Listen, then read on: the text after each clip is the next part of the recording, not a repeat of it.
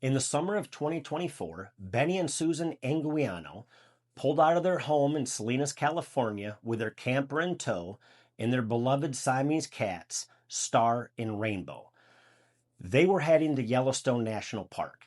They were going to stay at Yellowstone's Fishing Bridge and RV Park, which you can't fish off the fishing bridge.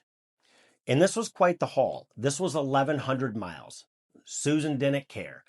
She had everything she needed. She had her husband and she had her 2 cats. This was going to be a good vacation.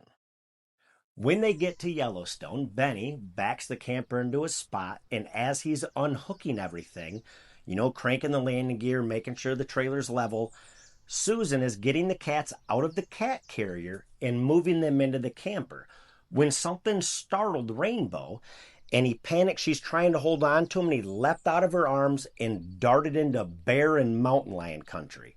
He was gone. Panicked, Susan keeps calling back to him. Anyone that's ever tried to call a cat back might as well be calling a toddler. They're not going to listen. She's panicked. Benny is, baby, calm down. It'll be all right. I'll go look for him.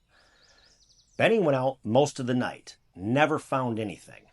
But every morning he'd get up, grab his cup of coffee, set out Rayne Beau's favorite toys, favorite treats, and go out and spend hours looking for the dang cat. And no luck. Finally, their 5 days of vacation was up, and it was time to go. And as Benny hooks back up to the camper, he's cranking the land gear, he's double checking everything, making sure they're good to go, he looks over and he sees Susan just staring off into the forest. She's heartbroken, but she couldn't help but feel that she was abandoning Rayne Beau, leaving him at Yellowstone National Park to die.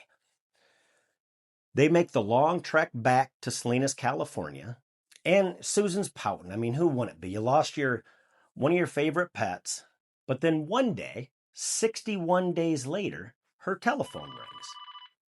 It's an animal shelter.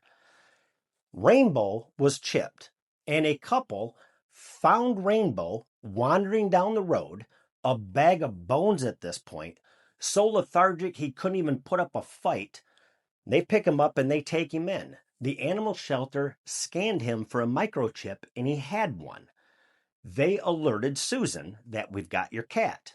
This is where the story gets crazy.